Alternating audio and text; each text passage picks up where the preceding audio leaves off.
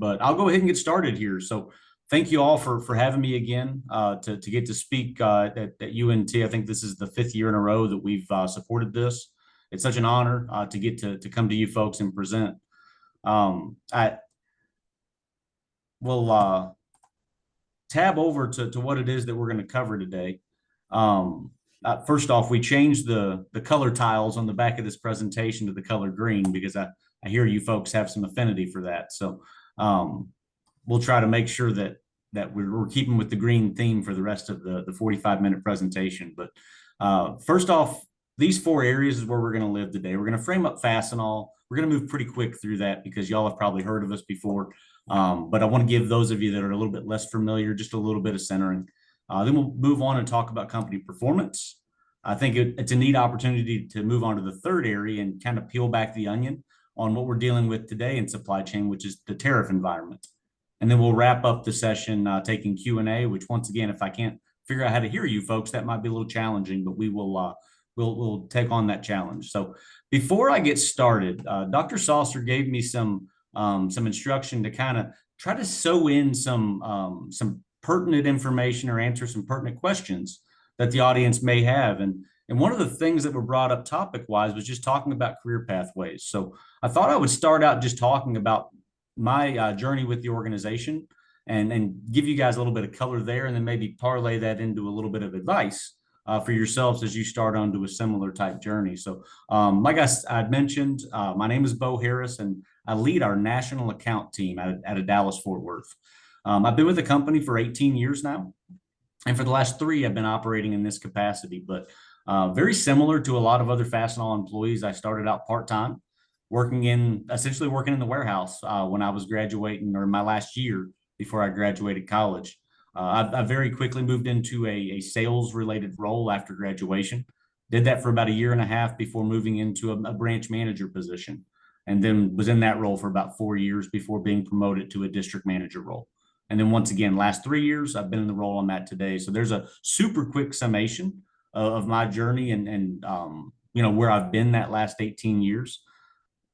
Fastenal is a company that promotes from within. So I'm very fortunate in that way that there's, based on merit and accomplishment, I've had a lot of opportunities to continue to move into new challenging roles in my career. But parlaying that into advice for the group here, some of the best advice I can give you is from one of my favorite books, and that's the 360-Degree Leader by John Maxwell.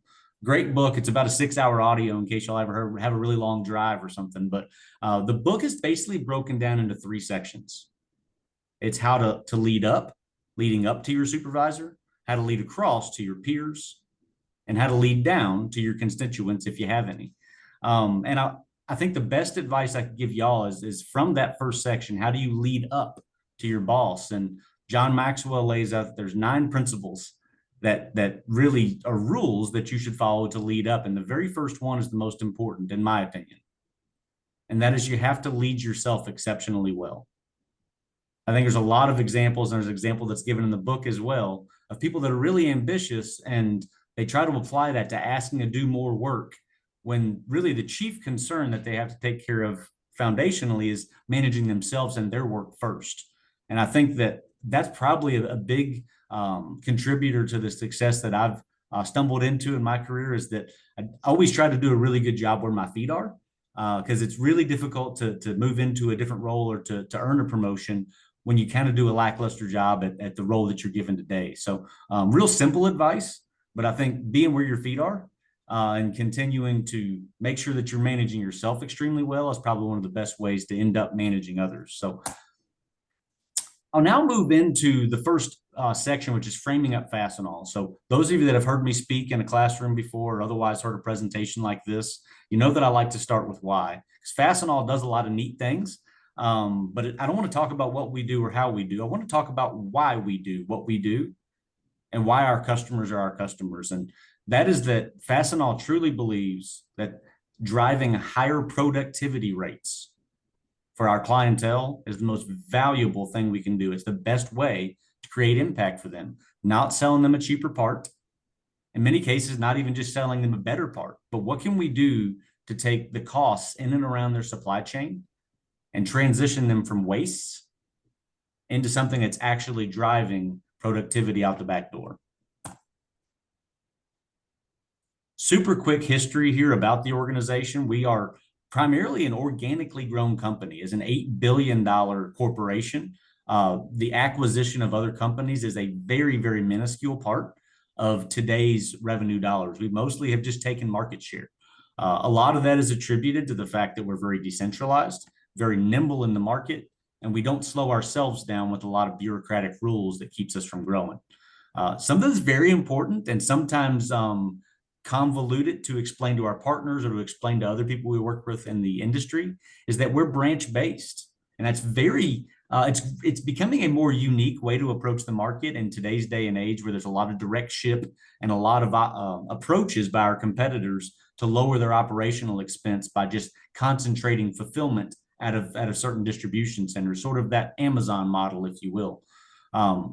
But we still very much serve our market through a branch-based network. And that's really part of a proximity approach that you kind of see over here on the right side. And it's went through many different iterations through the years, but our goal has always been getting closer to the customer, because we feel like that's the best place to identify what value is needed and the best place to provide that value. We serve the industrial market, and I got a quick pie chart here to sort of show what that is. So you can read everything that's here, but the real bottom line is about 75% of our business goes into the manufacturing field. So we are selling products. Our primary customer is selling products to someone that makes something. I mean, we have a little bit of construction business, a little bit of business and reseller, but our real niche is selling into the manufacturing industrial sector. As far as kind of what that looks like when the proximity piece that I touched on here, oops, went a little fast. The proximity piece is we've really redefined what that looks like over the last 10 years or so. So I'd say up until about 2014, Fastenal was really identified as that branch-based company that people go into almost like a hardware store. And I think that we've really gone through a very, very big evolution over the last 10 years. And that's what this next chart shows you. And I just want to draw your attention to basically two lines here. The first one is this number of branches. So in 2014, we had 2,600 in-market locations that people could walk into and buy products. And if you fast forward that to today, we have roughly 1,000 less than what we had 10 years ago. Although if you drop your eyes down to the ending on-site locations, that is where we're operating almost like an integrator, creating a branch code inside of a customer's facility that's unique to them. We actually have over 2,000 of those today.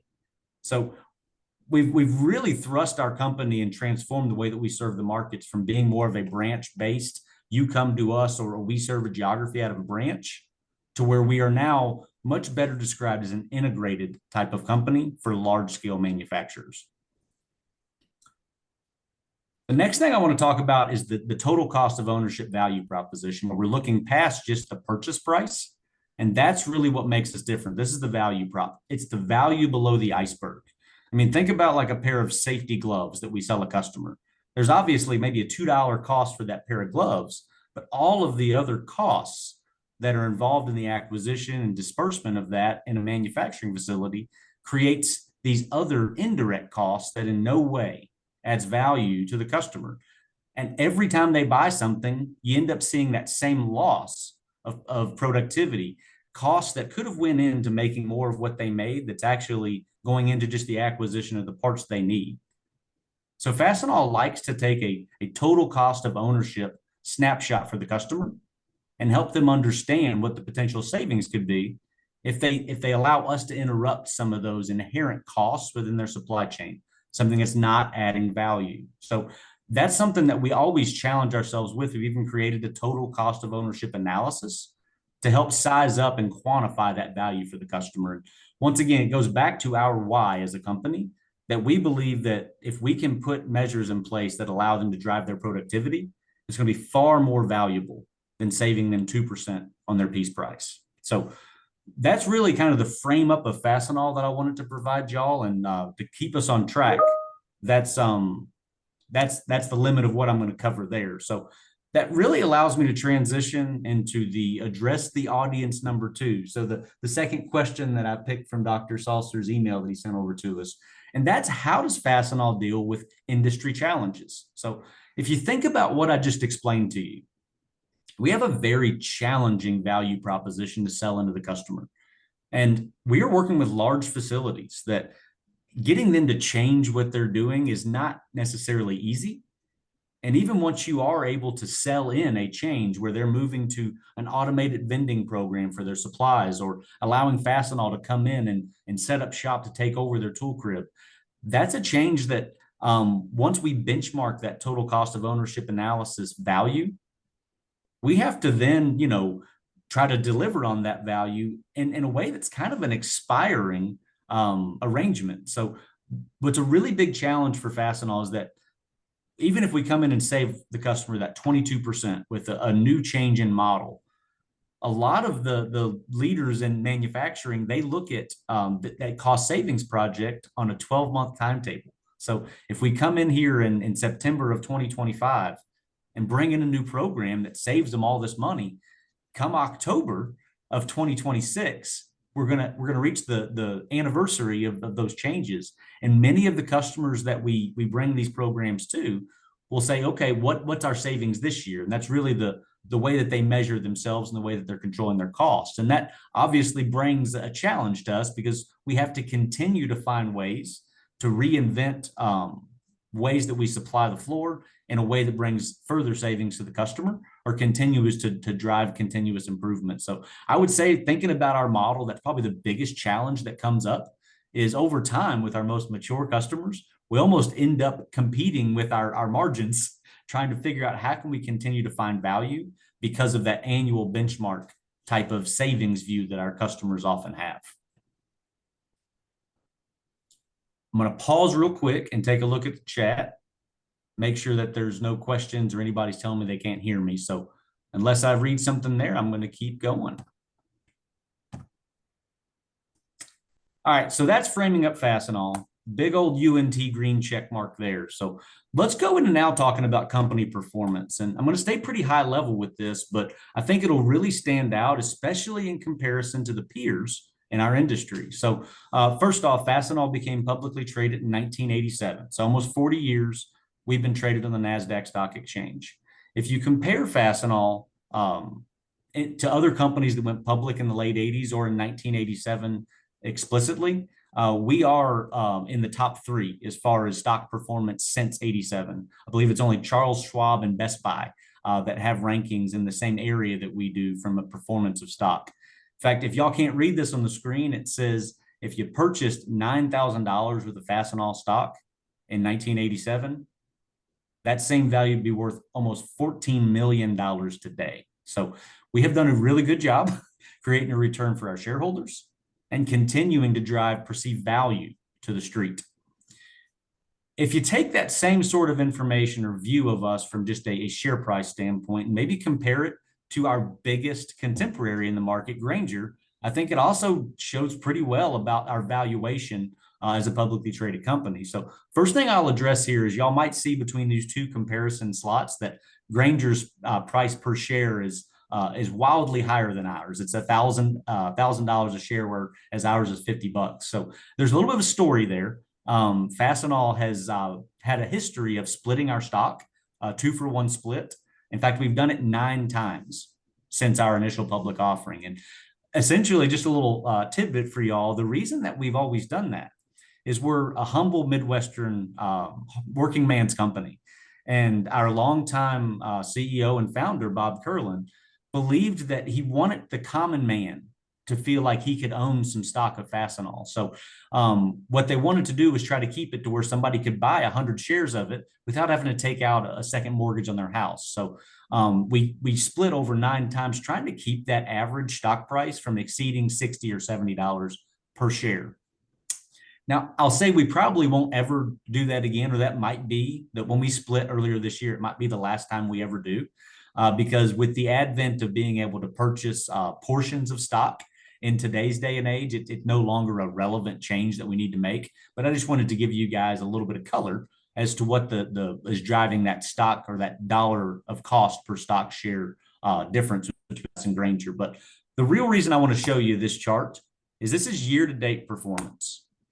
And if you just simply juxtapose the two companies, snapshot at the end of August anyway, we were up 41% year to date, while our competitors were down 3% year to date. So that's just simply the valuation of their share price. And just one other thing to point out to some of you finance or Wall Street nerds, you'll notice that our price to earnings ratio is pushing 50, or it was at the end of August. It's down, I think since down to about 45. But once you get up past 40, you really start getting in an area of hollowed ground where what the street is saying is they have a tremendous amount of confidence that the business is going to continue to grow and that it's very sustainable.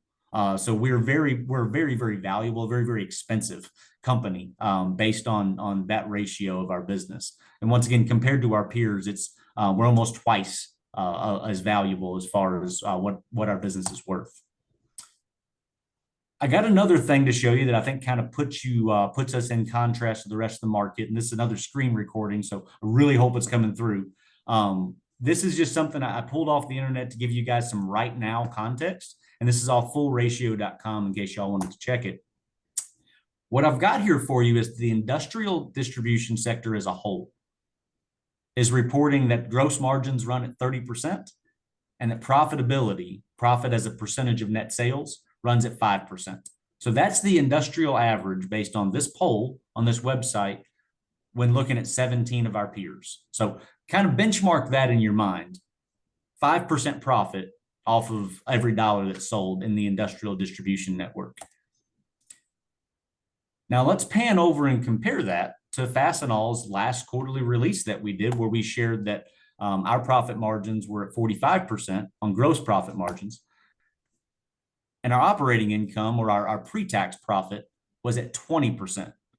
So 5% to 20. So we're roughly 4 times as profitable as the industrial sector, our other peers on average on what they're selling in the market. So what the real takeaway is, and what I want you guys to understand about that, is that model that I shared with you, where we are focused on driving productivity, we're driving ways that impact our customers' business positively beyond just selling them a cheaper part.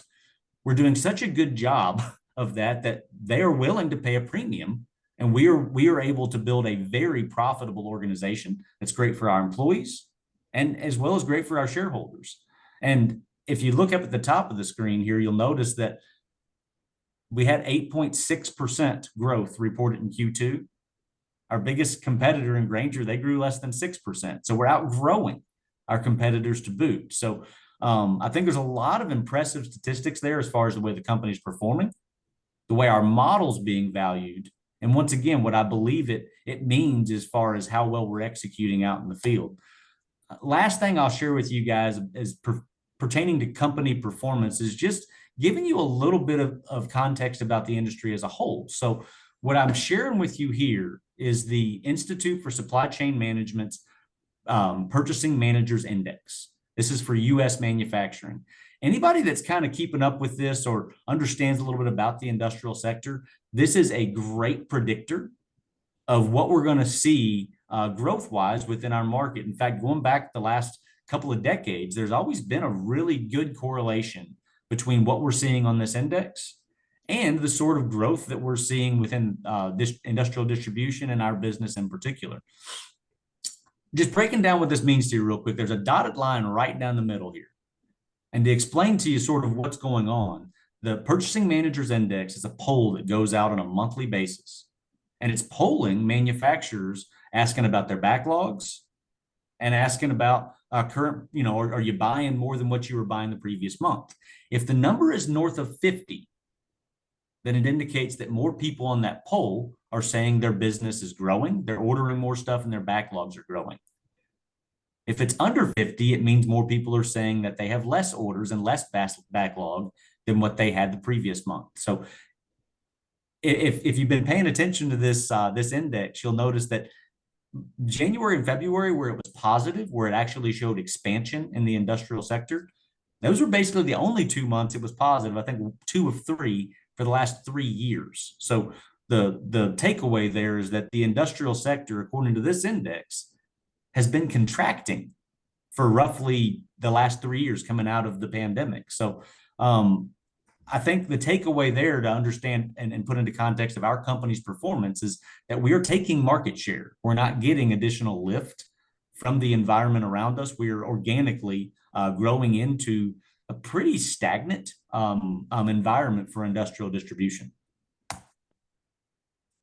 So there's big old check mark number 2, talking about company performance. And it looks like I'm right on track here. So the next thing I want to go into is diving right back into answering some of Dr. Salser's address to the audience. And the third one is professional workplace advice. What advice can we give to the group about, hey, maybe you want to go to work for a company like Fastenal that shows strong returns and obviously creates a good environment where you can grow your career and go to work for a very stable company that's going to continue giving you a paycheck without being worried that they're going to go out of business.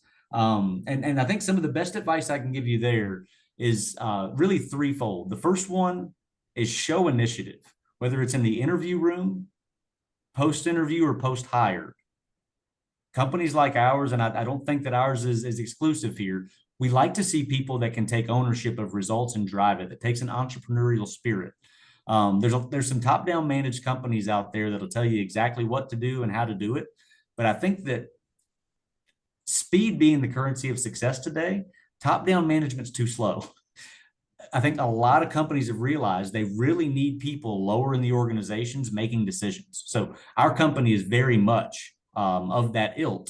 And we really require people that can take ownership of something and drive it. So I think people showing very early on, maybe even in the interview time frame, that you're willing to follow up on that interview, you're willing to ask about what's needed. I think that's a huge identifier that you're the kind of person that can impact results as opposed to just being able to perform what you're told to do. The next thing would be asking questions. I think it's a really fatal flaw, especially for new employees, to not ask the questions they have. When you're working with a company for the first 2, 3, 4 months, there's going to be a lot of questions. In fact, they may be questions that could be categorized as dumb questions. And you know what? I think it's perfectly okay. No question's a dumb question for a new employee. We have to flatten out learning curves, especially in our industry. It's so nuanced. I mean, we sell so many different products to a lot of different customers and in a lot of different ways. So there's going to be a lot of questions. But the real fatal flaw is a lot of times people don't ask those questions early, and they end up asking those rudimentary questions when they're 6, 7, 8 months in.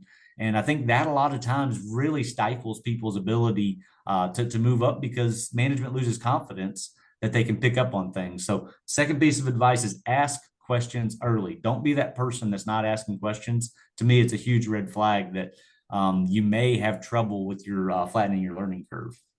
And the last thing, and man, if you don't walk away from anything from today, please walk away with this. That is that I really encourage everyone here, if the company you go to work for doesn't assign you a mentor, go out and find one.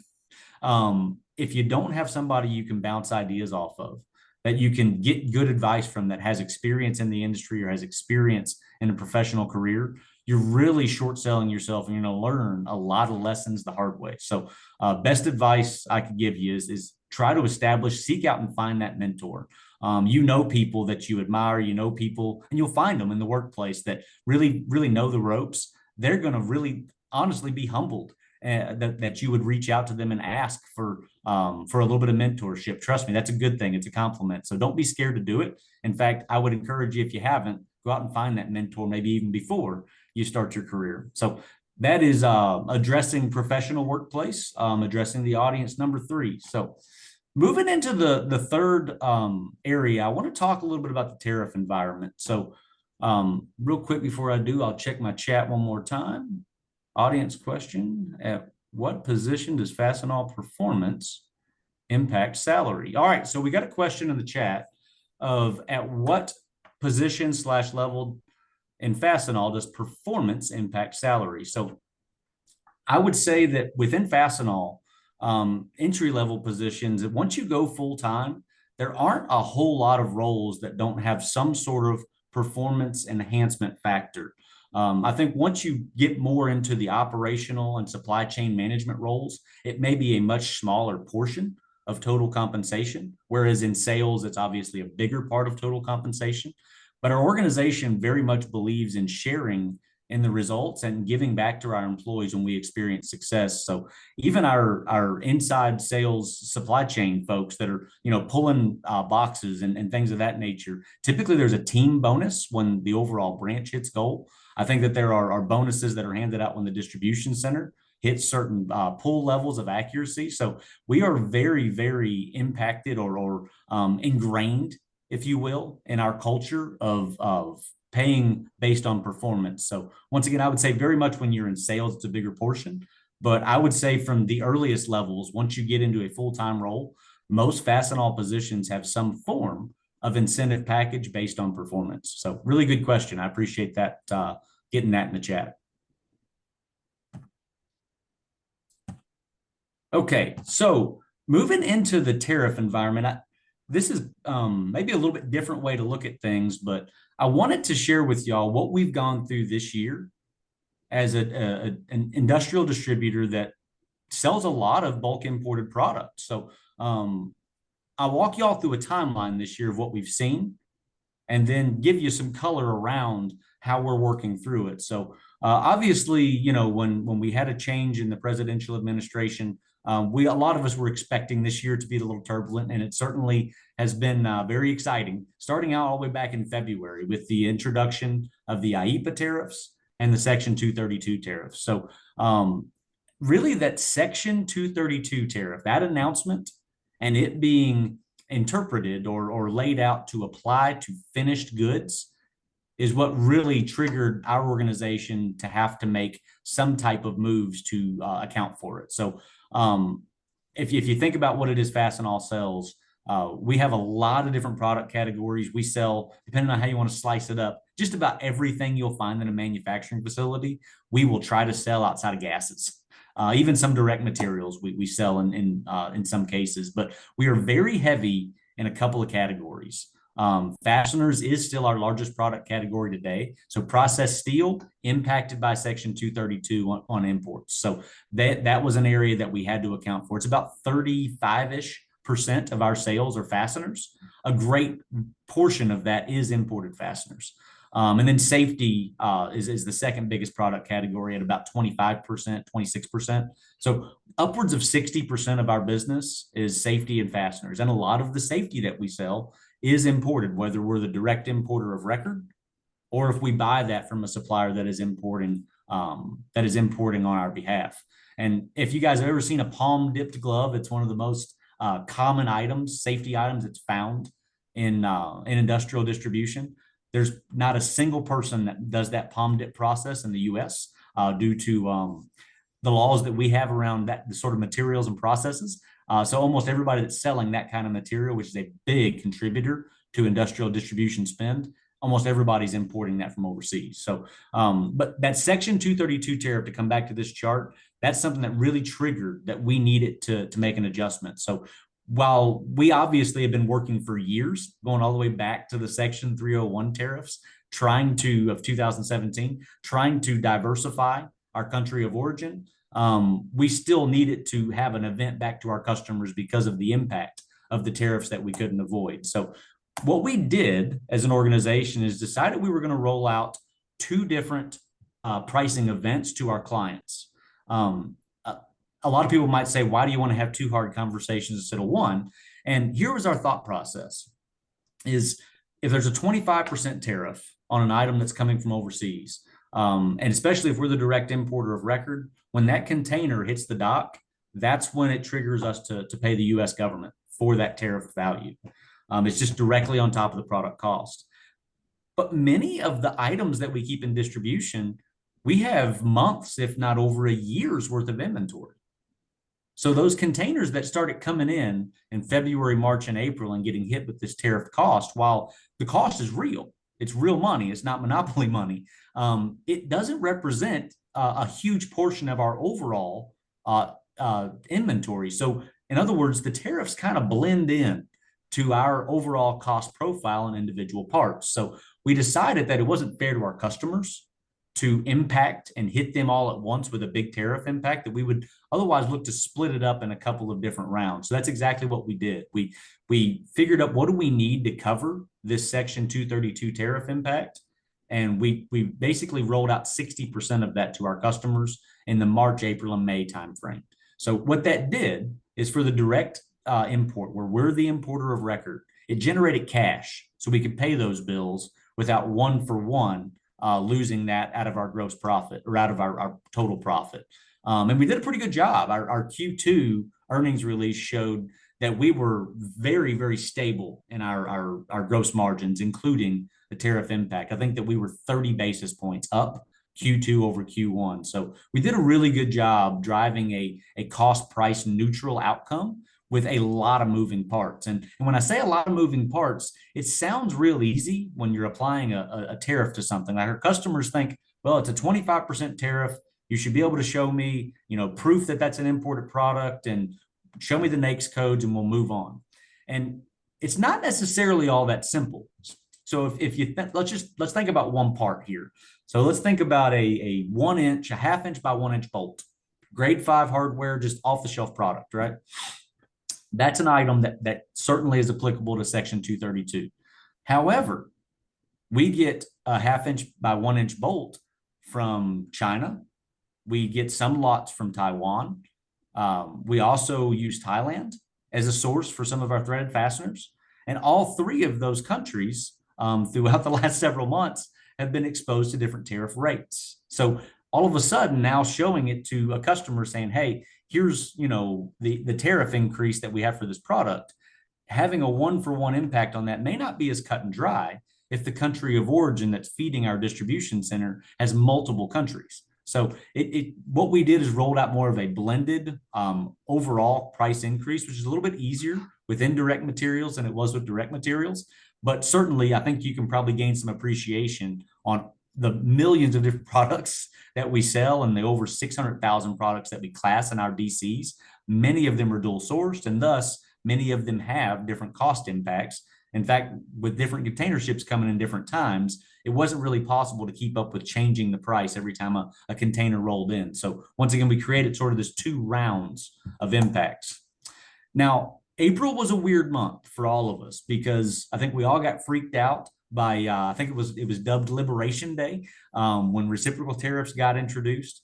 And then all of a sudden, when the reciprocal tariffs got reduced to 10%, we all sighed a huge sigh of relief because that would have been a very big impact. And then we obviously rode the roller coaster up on China going up to 125%. That ended up also getting folded back in about 3 weeks later. So that was a very crazy time for all of us, but it really made for a tough environment for us to communicate to large companies about tariffs because we were right in the midst of rolling out this round 1, and the customers are coming back to us asking, hey, we heard the tariffs went away. So are you going to lower our prices back down with what you rolled out in round 1?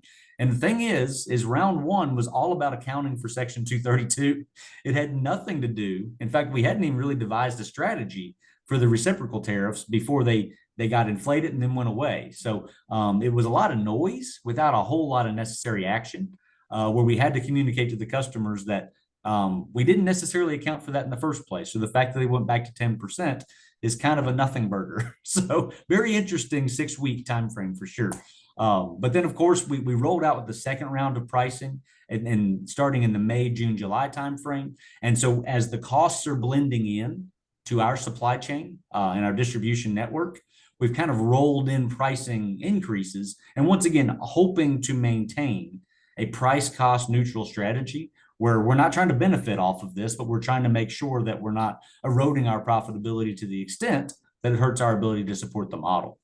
And then the last thing I'll talk about as far as the tariff environment goes is just talking about what happened in the month of June, where Section 232 got doubled to 50%. So that's going to create some waves for us because if you're paying attention here, that was the real precipitating factor in the pricing impacts that we took enterprise-wide.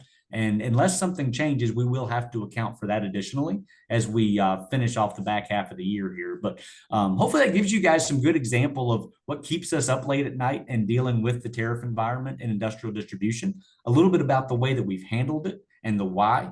And certainly, hopefully you walk away from this knowing that with the size organization that we have, we were able to absorb and sort of slowly phase something into our customer as opposed to it overnight rocking their supply chain with a lot of additional costs. So I see that I've got a question from the audience, and the question is, because the government tends to move often before becoming concrete, when do you decide to react? So that's a really good question. And I think it probably varies based on what's going on in the environment and what it impacts. I think to be good stewards to our enterprise-wide partners and national accounts, we need to make sure that we understand the impact before we talk about that impact to our customer. And since we are so nuanced with all of the customers we support, every contract that's on our team, or that we manage 95 contracts, just to give you guys some numbers here at Dallas Fort Worth.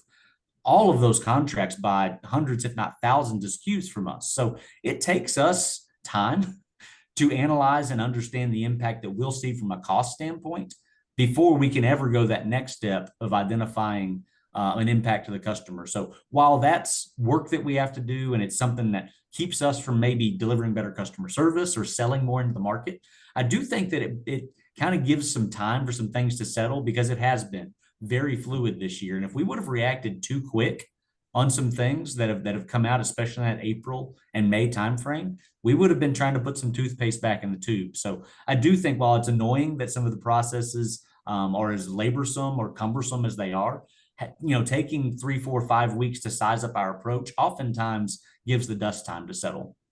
But excellent question from the group. And like I said, it really varies based on the circumstance.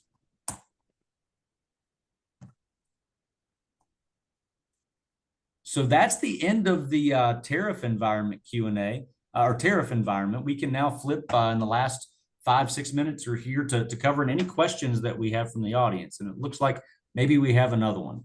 Does Fastenal use bonded warehouses to manage costs? So Fastenal primarily stocks its own product in either owned or leased facilities.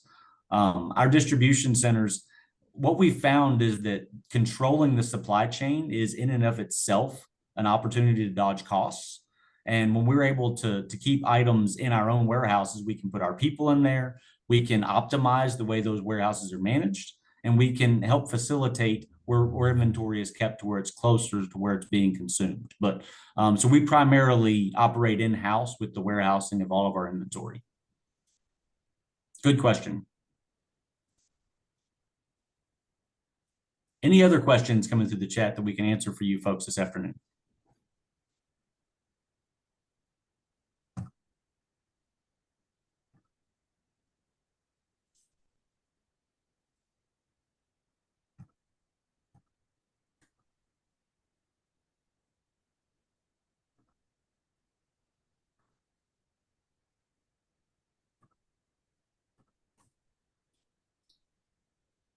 How do you assure the rubber gloves are meeting code when coming from a different country? So Fastenal employs over 250 individuals in the Far East, where a lot of our bulk import items come from. They have an audit process and a testing process for each container. So depending on what the product is, there's a product specification that it has to follow by, including random testing that occurs. And that is the process on how we are able to manage items being up to par as far as not failing once they reach our customers' facilities.